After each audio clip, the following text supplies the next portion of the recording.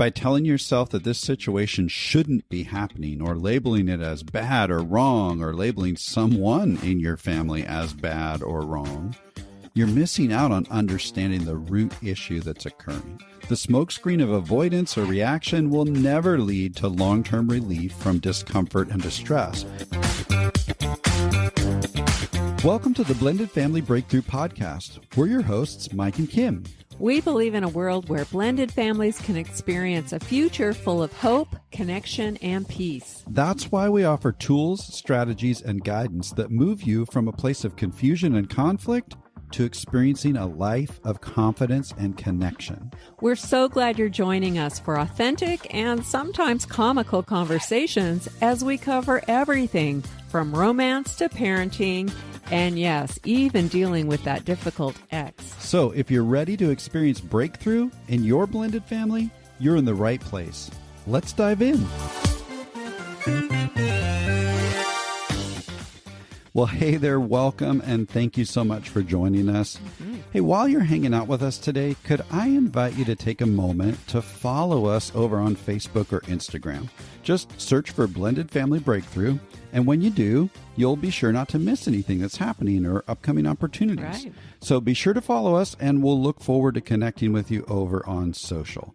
Well, let's hop into today's discussion. Honey, what are we focusing on today? We'll be focusing today on something most of us spend a lot of time trying to avoid, and that's discomfort and distress. But before we dive into the indispensable skill of tolerating and managing discomfort and distress, and why this is essential for anyone living in blended family dynamics, let's just take a minute to differentiate the meanings of these two words. Okay. So the definition of the word discomfort is this: the condition of being uncomfortable in body or mind, something that disturbs comfort to make uncomfortable. Okay, so I've experienced that a few times over the years. Yes. In fact, early on in our blended journey, when Annika, so your daughter, left stuff scattered all over the living room, and you didn't really seem to care much about that. Honestly, that disturbed my comfort, and it brought about the condition of me being uncomfortable in mind and body. Right. The story in my head at that time was that yours and Annika's comfort was a way higher priority than mine. Right? And so, I remember. Yeah, not only the stuff everywhere made me uncomfortable, but not doing anything about the stuff made me uncomfortable. Yeah. I would imagine anyone listening to our podcast has experienced discomfort. For sure. For sure. Now, listen to the definition of the word distress: pain, anxiety, or suffering of mind and body. Severe psychological strain. So, honey, when you made ongoing comments and complained about my daughter being so messy at 5 years old, and also insinuated how lacking I was in my parenting, I experienced distress, pain, anxiety, and suffering of mind with a little psychological strain, of course. I bet you did. Because the story in my head at that time was that you thought my daughter was a spoiled brat and that I was a bad mom. And I think there were moments where I did think that. Sure. Which created some distress. Absolutely. Yeah. You know, many people wonder about the difference between stress and distress. And stress is a normal part of life. Right. And the human body's stress response system can be adaptive and often can be helpful. But distress is a little different.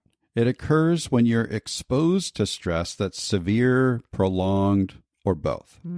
We all know that stress is a part of life, and hopefully we've picked up some helpful tools to cope with those normal day-to-day stressors that we all experience.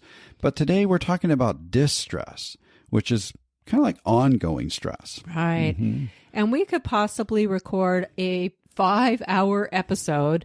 And That's all? Or more. Yeah, 5-day episode. And share our own personal stories of all the times when we've each experienced discomfort and distress in our personal blend. Don't worry, we're not going to talk for 5 hours. No. Yeah. And we could also recall many, many situations and circumstances that other blended couples have shared with us that have caused them discomfort or distress or both, right? And we're going to use both of these terms today, both these words throughout the discussion. And we want you to apply the one that best fits with the unique circumstances that you might be experiencing. For sure. Is it discomfort, distress, or maybe a bit of both? Yeah, maybe experience discomfort and distress at different times depending on what's happening. Right. But keep in mind that discomfort is something that disrupts our comfort or causes us to feel uncomfortable. And distress is when we've been exposed to ongoing stress and we're experiencing pain, anxiety, suffering, or some sort of psychological strain. Right. And we feel it's necessary to use both of these words because it's common for blended couples to experience both discomfort and distress when faced with all the ups and downs that come with blending a family. Yeah. We hear about these pain points all the time with couples that we coach, and we've lived them ourselves. We've discovered how essential it is to develop healthy coping skills to manage and tolerate discomfort and distress because it is inevitable. Right. We will all experience these things to some degree. But for most of us, our normal tendency is to avoid the challenging situations that create discomfort and distress. Or when that isn't possible and they do occur, we often react in ways that aren't very helpful. And then later, we have to deal with the fallout of the negative impact of our reactions. Right. We fell into this trap for years, and it caused a lot of relational pain and strain in our family. And we don't want that for you.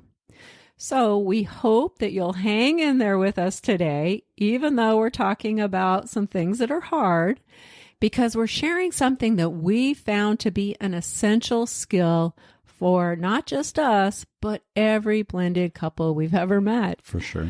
So if you tend to be someone who avoids discomfort or distress, we're encouraging you to just muster up the courage to face these realities with us today. And if you tend to react in those moments of discomfort or distress, and you'd like to discover how to respond in better ways that will safeguard your relationships and really build healthy bonds, then this episode is for you. Yes, and we're going to try to keep it simple, right? There are some valid reasons why most human beings tend to avoid or react poorly when discomfort or distress hits. Here's a really common one. When my stepchild walks in the room and completely ignores me, even after I've made efforts to connect with them, this will naturally create some discomfort because suddenly I'm feeling dismissed, unappreciated, or disrespected, right? That seems pretty common. And if this has been an ongoing pattern between me and my stepchild, that's been stressful. I might eventually experience some distress and feel some other things like devalued, worthless, inadequate, or even rejected. So something happens that's beyond your control. It causes you discomfort or distress, which doesn't feel good because you then experience those negative emotions I just listed. This is probably one of the biggest reasons many of us might tend to avoid situations that could cause discomfort or distress, or why we react in ways that aren't helpful when we do experience it. It's those emotionally charged situations that make us just feel really crappy, honestly. Exactly. Yeah. But there are other reasons why we might tend to struggle with this. And one is because we simply haven't learned how to manage and tolerate these emotion-charged situations. For most of us, our parents didn't model for us how to deal with discomfort and distress in a healthy way. We may have witnessed them avoiding or reacting, and we kind of just follow suit. Yeah. But just because we haven't been taught and we don't know exactly how to manage and tolerate discomfort and distress, that doesn't mean that we can't learn. We can all learn to respond better in these challenging situations instead of avoidance or reaction. And this will not only serve us well as individuals, but it will also lead to deeper levels of understanding and more effective collaboration and peace within our blended family dynamics. That's right. You know, Viktor Frankl once said, between stimulus and response, there's a space.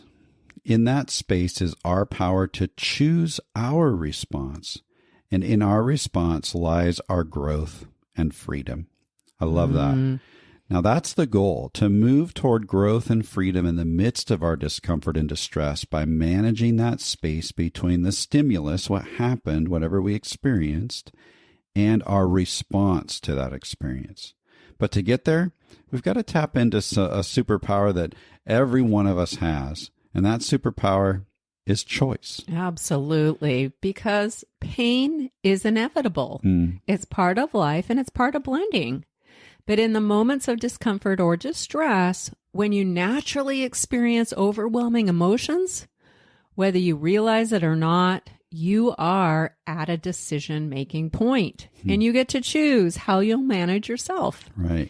Distress tolerance skills are a collection of coping strategies that can help you manage intense negative emotions in a way that facilitates growth. With practice, anyone can learn to tolerate and survive negative feelings and difficult situations, and this will position you in a better place to collaboratively problem solve and move forward in a positive direction. Sure. That's so, the goal. Yeah, let's discuss some of these distress tolerance skills and explore some specific areas of blended family life where they might be essential. So the first strategy is called radical acceptance. Now, radical acceptance suggests that we acknowledge the present moment, no matter what it is, without judging the events or labeling them as good or bad. It encourages us to recognize that our current situation exists, and often it's the result of a very long chain of events that started back in the past. It does not suggest that we approve or agree with bad behavior of others. It simply tells us to stop trying to resist what is happening by denying it or reacting to it in the moment. As long as we resist our present situation, we are powerless to change it. For change to occur, we must first accept, hey, this is where I am right now. This is the reality of my situation at this point in time. So it's radical acceptance. So let's circle back around to the earlier example of a step-parent experiencing discomfort or maybe even distrust when they've been ignored by their stepchild. Honey, as a step-parent and as someone who coaches a lot of step-parents, what would you say are some of the common reactions to this kind of upsetting situation being ignored? Well, I've been there before, right? So there's a lot of different ways, and I think I've reacted in just about all of them, right? A step-parent might lash out with anger and become critical or demanding. I've certainly done that. Either toward the stepchild or sometimes toward the spouse, right? Yep, I've been on the receiving end. I know you have, yeah. Or they might withdraw by putting up walls between themselves and their stepchild, or maybe disengage or withhold care from them, right? Yeah. And these kind of reactions are often misguided attempts to change the situation by trying to exert some control, either through retaliation or maybe self-protection. Right. But at the core, the step-parent is trying to alleviate their own discomfort and distress. That's a key right there. Now, if you've ever found yourself reacting in one of these ways, you have to stop and ask yourself this question. How is that working for you? Is it really solving the problem, or is it reinforcing a negative narrative in the home? Avoiding or reacting poorly to a situation that's upsetting will only prevent you from seeing what's really happening. When you respond this way, you're kind of throwing an emotional smokescreen over a challenging situation to escape your own pain. But in the long run, this changes nothing. Right. In fact, it will most likely make things worse. The truth is that intense emotions have a way of blinding us from the reality of the situation, which only allows the emotions to escalate and the negativity just continues to build.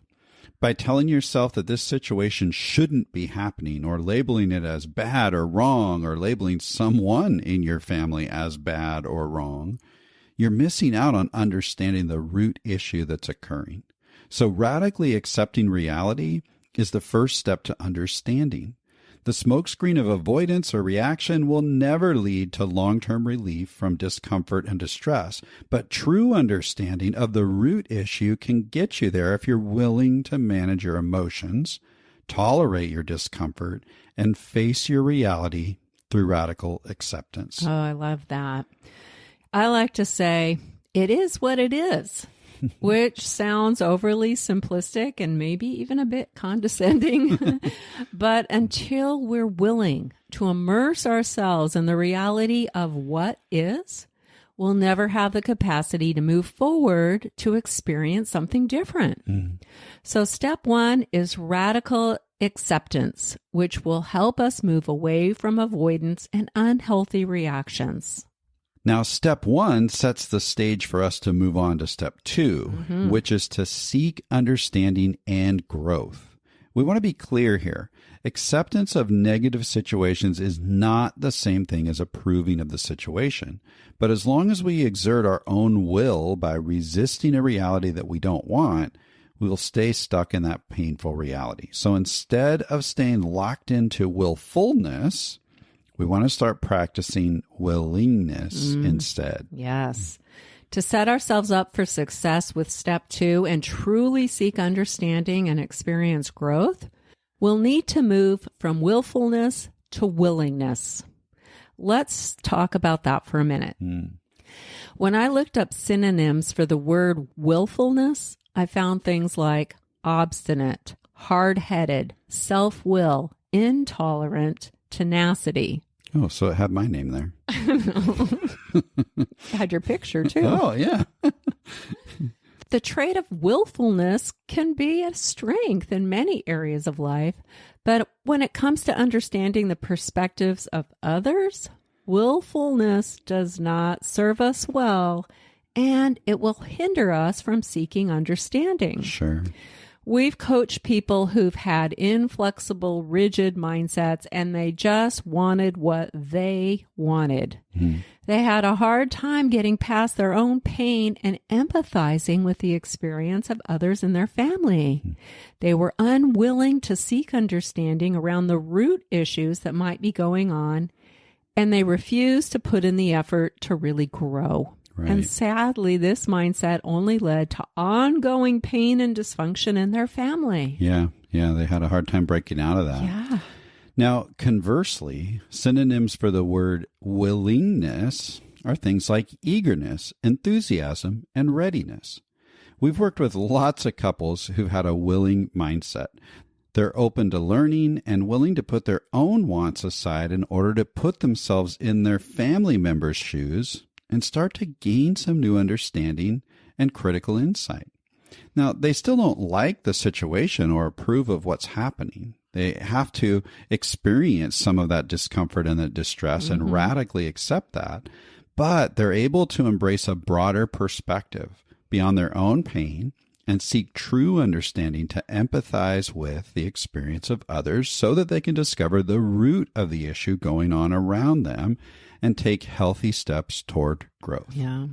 So if we take our previous example with a step-parent who's being ignored, there can be tremendous growth and even relief simply by understanding why it's common for kids to resist or even reject a step-parent. Things like loyalty binds, unresolved loss, and ambiguity can greatly impact how a child is able to accept or relate to a step-parent. By seeking understanding, a step-parent might also discover that they've been doing something that has contributed to some of the challenges they've experienced or even damaged their relationship with their stepchild. Maybe it's happened unintentionally because they weren't sure of their role as step-parent, but they didn't fully understand how their behavior might be creating some of the tension. And that there are some proven strategies that can help to repair the damage and move forward in a positive way. Yeah, and that's just one simple example. There are many aspects of blended family life that will naturally create some discomfort and distress for everyone. But if you don't know what you don't know about the complex dynamics, then you won't know how to best approach them and successfully work through them. Right. You'll actually stay stuck in your own discomfort and distress. But what if there was something else you could do to get unstuck? You might be really surprised by how many simple strategies there really are to learn, and how over time, simply applying a few basic strategies can go a long way in resolving the root issues and relieving that overall discomfort and distress in your home. Mm-hmm. It is possible to collaborate with your partner and work through issues to build healthy bonds, strengthen your marriage, get aligned on parenting, manage your co-parenting relationship, solve problems, and make healthy decisions around every aspect in your family life. And one key to that is a willingness to understand and to grow. Now, before we explore what that might look like for you, I just want to touch on one specific situation that can cause a lot of discomfort and distress for a bio parent, and where many of us struggle to manage and tolerate the tough emotions that seem to hijack us. And that's when we see our kids struggling with distress or discomfort. And this, of course, is tough for parents in first family dynamics, but in my experience, it seems that all of the loss, grief, fear, and guilt, it tends to get magnified within the painful dynamics of divorce, recoupling, and blending. Yeah, and it's also true where it's not divorce, but where maybe a parent has either passed away or there's an abandonment of some kind. Yeah, absolutely. And because it's so painful to watch your kids struggling and experiencing their own painful emotions, parents often tend to react in unhealthy ways with their kids in order to relieve or minimize their own discomfort and distress. All right. So, honey, can you maybe share an example of how this played out for you? Sure. There were many times that my heart broke when I was confronted with how my daughter Annika's heart was breaking. When she was younger, she expressed confusion, and she would ask things like, why can't you and Daddy be together? And sometimes she was sad because she'd miss him when she was with me, and she'd miss me when she was with him. She'd cry and carry on during those transition times between homes. And we tell the story of when she was 5 and she told me not to marry you, honey. Yeah, Don't marry right. Mike. And this happened the day before our wedding. Even though she really liked you and she was excited, she also struggled with mixed emotions and uncertainty about how our marriage would impact her life. Yeah, discomfort and distress. Yeah. When she got older, she'd complain about how frustrating it was to move back and forth between two homes, and she'd get upset when she forgot to pack something that she now needed. And I witnessed the anger, the pain, and the turbulence she experienced when, unfortunately, she was put in a position of having to align with her dad and reject me in order to earn his love and acceptance. She was in full-on survival mode, and it really tore her up. Yeah. So you've experienced the simple, common struggles that kids in these dynamics deal with, as well as the more extreme end of parental alienation.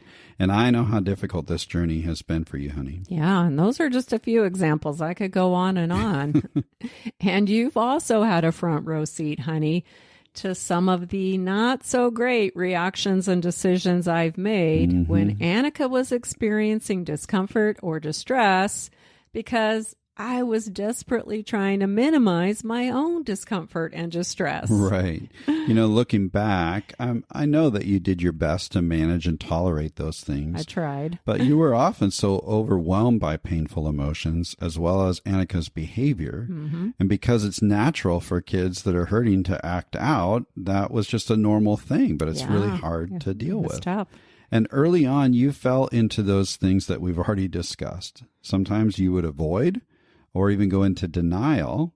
And other times you would resort to unhealthy reactions, which led to some misguided parenting decisions that in the long run didn't really serve Annika well or help her to work through her struggles. Right. Would you agree that's kind of true? Absolutely, yep. But over time, and with some help and support, you did start to learn better ways to manage and tolerate your own discomfort and distress, which was the first step in equipping you to support Annika and help her navigate the discomfort and distress that she was experiencing. Yes, I did eventually make some progress. However, it was quite imperfect. That's all right. Because there were so many times when I was avoiding or just reacting out of my own painful emotions. Usually that was guilt or fear. And I'd quickly jump in to kind of appease Annika, or I'd overlook her poor behavior and fail to appropriately discipline and guide her. Many of the decisions I made back then, I now look back at with some regret.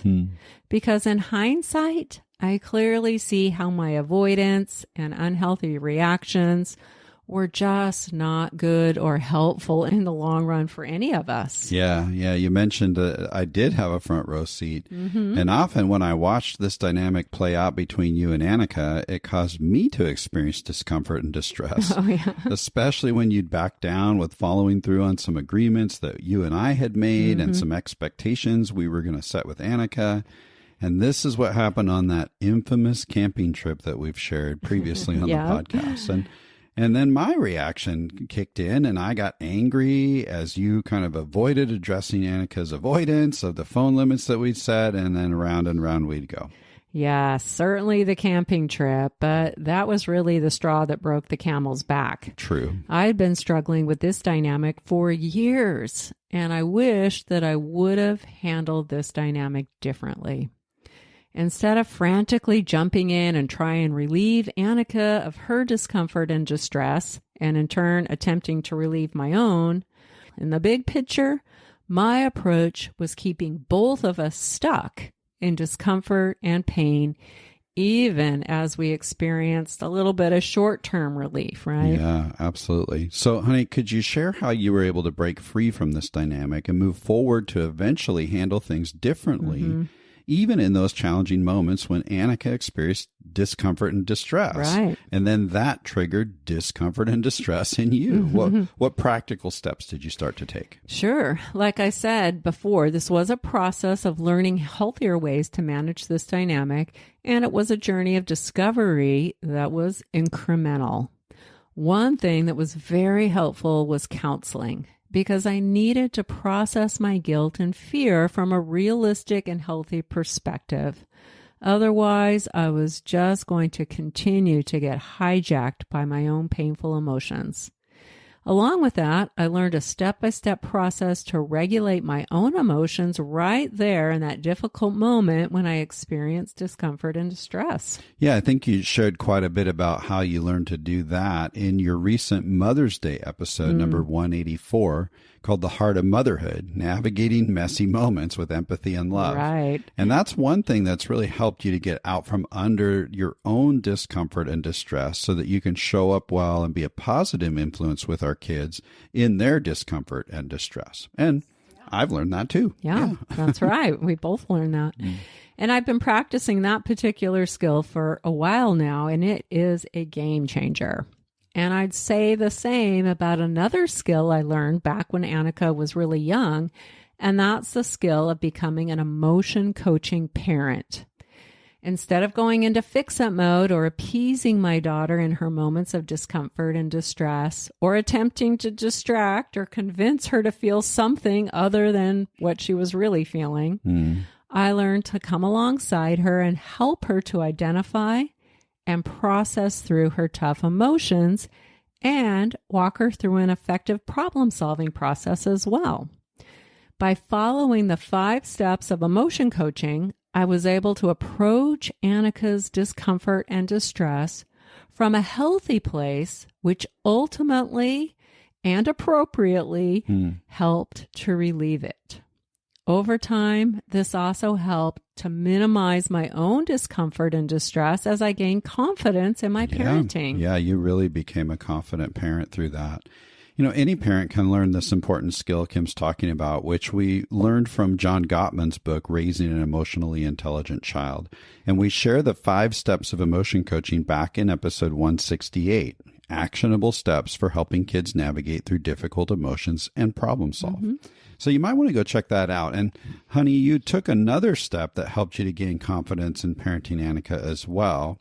You and I learned how to utilize a parenting method. Right. And we got to implement that in our home, even with our two mutual kids.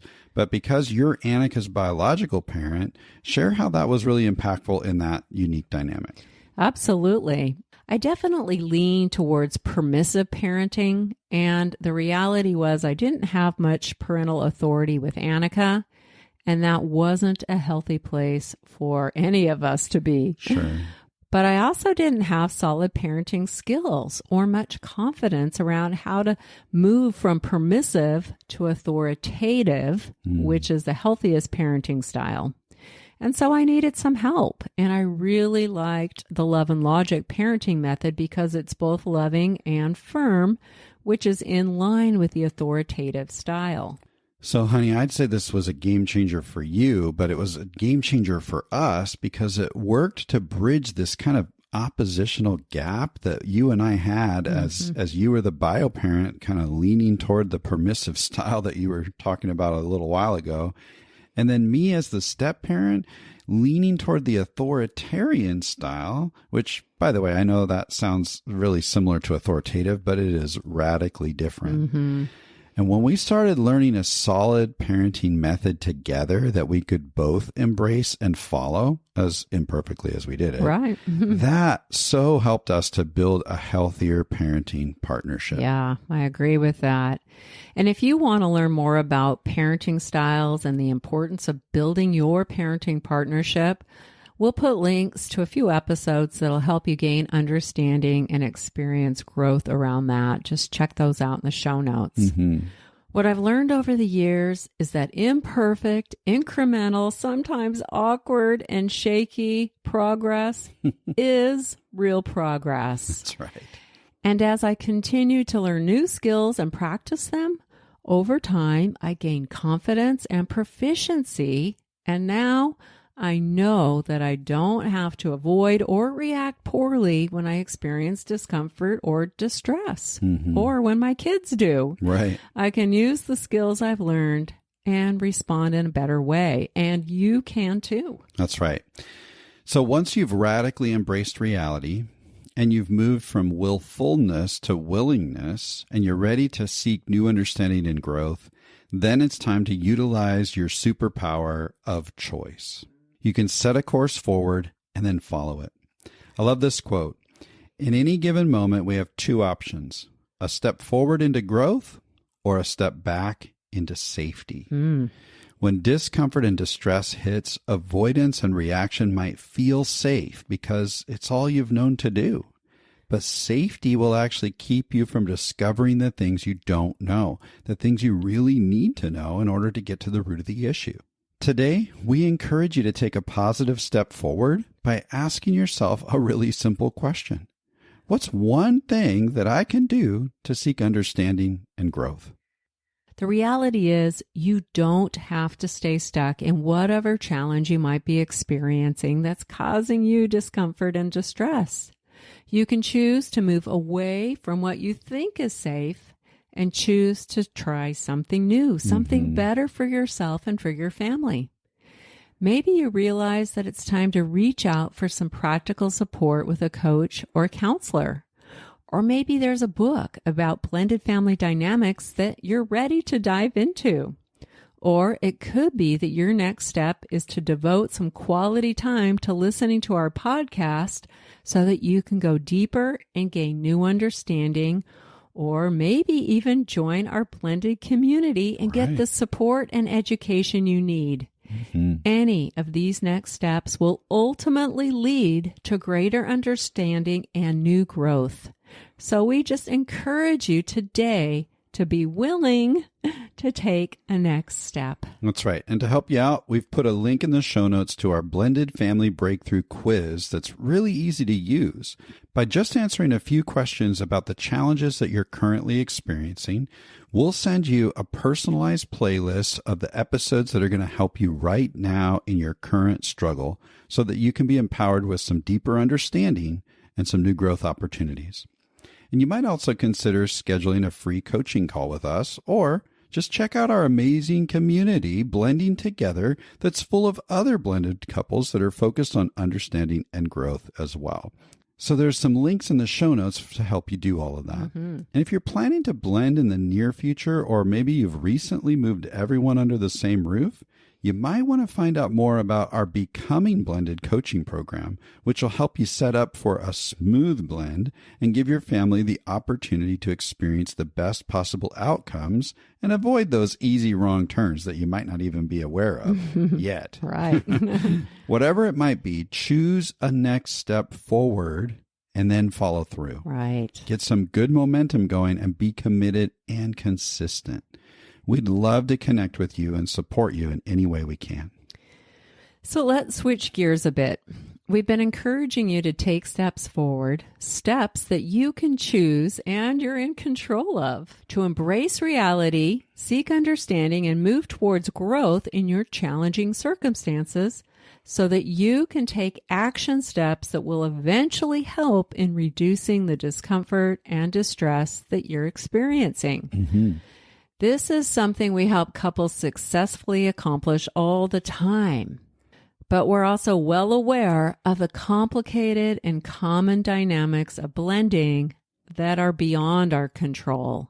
Those maddening circumstances that we all tend to face. I think you're talking about what we often call the X factor. Right. It's common to experience discomfort or distress when your ex-spouse makes unreasonable demands or maybe throws a wrench into your plans with the kids. Maybe in the other home, it's kind of a free rein for the kids. They don't really have responsibilities or boundaries, which makes it really hard for you to hold the line and teach responsibility in your home. Right. Or maybe they undermine your relationship with the kids by bad-mouthing or slandering. Or maybe it's your partner's ex who's constantly invading your home and kind of inserting themselves and disrupting the peace. All of these situations and many more that we've heard about and experienced ourselves are good cause for discomfort and distress. And yes, there are solid strategies you can apply in your home and ways to approach these maddening dynamics. I know it's hard, but we can learn to effectively do our part in maintaining a peaceful environment for the kids, as well as healthy communication and negotiation skills to use with an ex while holding healthy boundaries. But sometimes our best efforts don't seem to make a difference in the discomfort and distress we experience, and we're faced with this tough reality that we're not in a position to influence, change, or control our ex-spouse. This is a whole other layer of radical acceptance because we may not have the ability to influence, change, or control our ex, but we still have to engage in a co-parenting relationship with them and show up well for the sake of our kids. This is a challenging situation, my friends. I know, I've been there. So in this kind of situation where we might feel out of control or powerless, how do we manage and tolerate the discomfort and distress that probably isn't going to be relieved anytime soon? Sure. How do we approach this opposing obstacle? Even after we've radically accepted reality, gained understanding, and tried to move towards new growth, we've done our best to improve the situation, but we're unable to influence, change, or control the other person or persons who are causing our discomfort and distress. Like, now what? Right. Well, that's where we're headed next week in part 2 of Basics for Blending, how to tolerate and manage discomfort and distress. So you don't want to miss that. Now, in the meantime, we want to invite you to take a few minutes to reflect on where you might need to simply embrace radical acceptance of something that you've been avoiding or reacting to. So we challenge you to take some intentional time to reflect on that sometime this week. But for today, we're going to make this episode a wrap. Until next time.